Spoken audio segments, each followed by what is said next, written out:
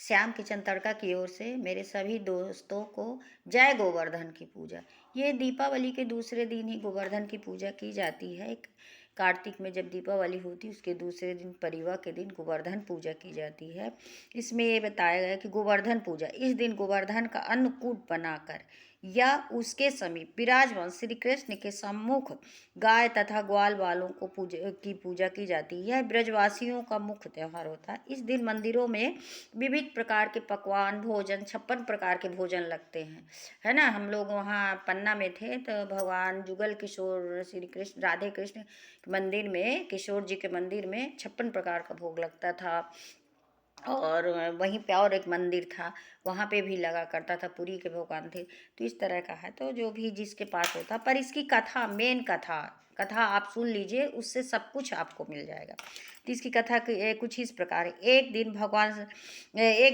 दिन भगवान श्री कृष्ण ने देखा कि पूरे ब्रज में तरह तरह के मिष्ठान तथा पकवान बनाए जा रहा है। पूछने पर ज्ञात हुआ कि वृषासुर संहारक वेग देवता देवराज इंद्र की पूजा के लिए तैयारी हो रही है।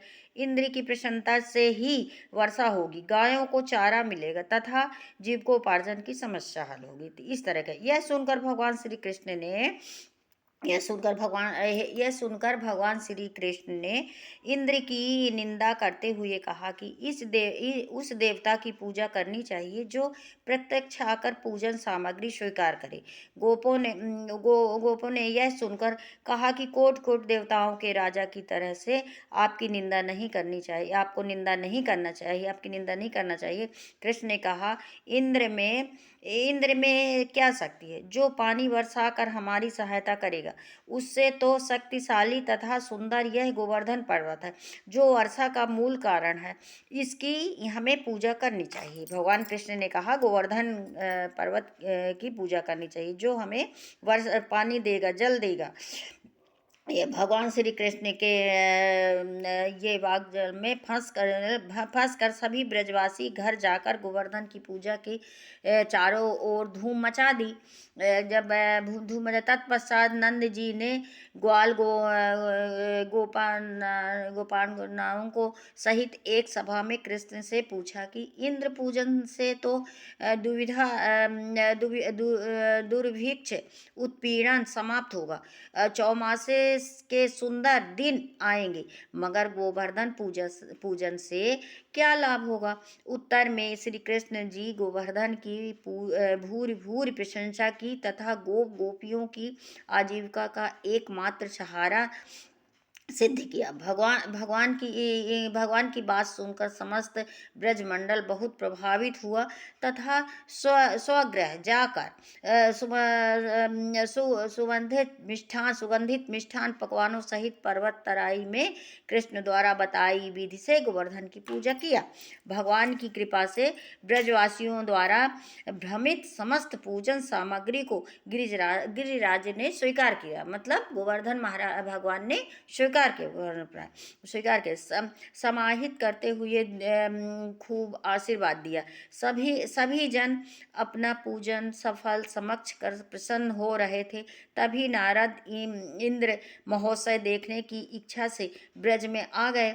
पूछने पर ब्रज नागरिकों ने बताया कि श्री कृष्ण की आज्ञा से इस वर्ष इंद्र महोत्सव समाप्त कर दिया गया है, उसके स्थान पर गोवर्धन पूजा की जा रही है। यह सुनते ही नारद उल्टे पांव इंद्रलोक गए तथा खिन्न सुख मुद्रा से बोले, हे राजन, तुम मंडलों में सुख नींद की सो रहे हो, तुम महलों में सुख नींद की सो रहे हो, नींद की सो रहे हो। उधर ब्रजमंडल में तुम्हारी पूजा समाप्त करके गोवर्धन पर्वत की पूजा हो रही है। क्योंकि इंद्र वो नारद जी यही करते थे इधर उधर। इसमें इंद्र ने अपनी मानहानि समझकर मेघों को आज्ञा दी कि वे गोकुल में जाकर प्रलयकालिक मूसलाधार वर्षा से पूरा गांव तहस नहस कर दें।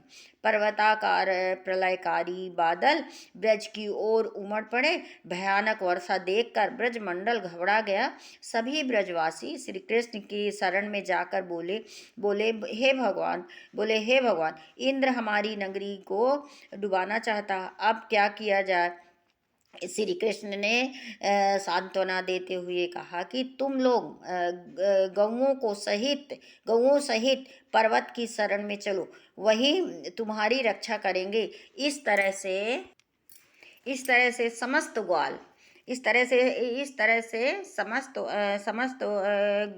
ग्वाल गोवर्धन तराई में पहुंच गए। श्री कृष्ण ने गोवर्धन की कनिष्ठा उंगली पर उठा लिया।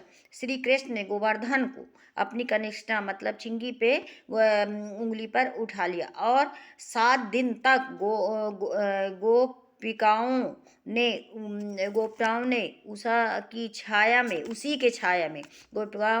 की छाया में सुख पूर्वक निवास किया। भगवान की कृपा से उनको एक छींटा भी नहीं लगा। इस तरह इससे इंद्र को महान आश्चर्य हुआ। तब भगवान की महिमा को समझकर तथा अपना गर्व नष्ट जानकर वह स्वयं ब्रज गया और भगवान कृष्ण के चरणों में गिरकर अपनी मूर्खता पर महान पश्चाताप किया। 7वें दिन भगवान ने गोवर्धन को नीचे रख दिया और इसी भांति प्रतिवर्ष गोवर्धन पूजा करके अन्नकूट उत्सव मनाने की आज्ञा दे दी। तभी से यह उत्सव अन्नकूट के नाम से मनाया जाने लगा है। ये गोवर्धन की पूजा भगवान श्री कृष्ण ने इतनी उनकी माया थी और सब अपना दिखाया और सभी ब्रजवासियों की रक्षा की, सभी की रक्षा की और इंद्रदेव का गर्व नष्ट किया। तो यही कहा गया है कि गोवर्धन की पूजा अवश्य करना चाहिए। आप थोड़ा साधारण से करिए। गोवर्धन की पूजा क्या है कि गोबर से नहीं मिलता है गोबर, तो आप में चंदन में थोड़ी हल्दी लगाइए और गोवर्धन भगवान की ऐसी प्रतिमा बना दीजिए मनुष्य रूप में। जैसे भी प्रतिमा बनाना, उनका नाम श्रद्धा शक्ति बनाना चाहिए। आज के दिन खीर का जरूर भोग लगाना चाहिए गोवर्धन में। हो गया तासे बतासे मिठाई, जो भी दीपावली में आपकी मिठाई है और भी है, फल फूल सीजनल जो भी चढ़ाना चाहते हैं आप जरूर पूजा कर लीजिए और बस हवन कीजिए, आरती कीजिए। मेन है कथा सुनना, मेरा डालना, सभी चीज़ों सभी त्योहारों की कथा के बारे में क्या महत्व है, क्या है, जानना चाहिए। हमको भी जानना चाहिए कि त्योहार क्यों मनाया जाता है, गोवर्धन पूजा क्यों की जाती है, ये पता हो गया ना हमको। इसीलिए हम कहेंगे अपने अपने दोस्तों तो का अपनी ये कथा को पहुंचा रहे हैं और हम यही आशा करेंगे कि आप लोग भी अपने शेयर करिए ग्रुपों में और जन जन तक पहुंचाइए कि पूजा पाठ हो, अच्छे से हो।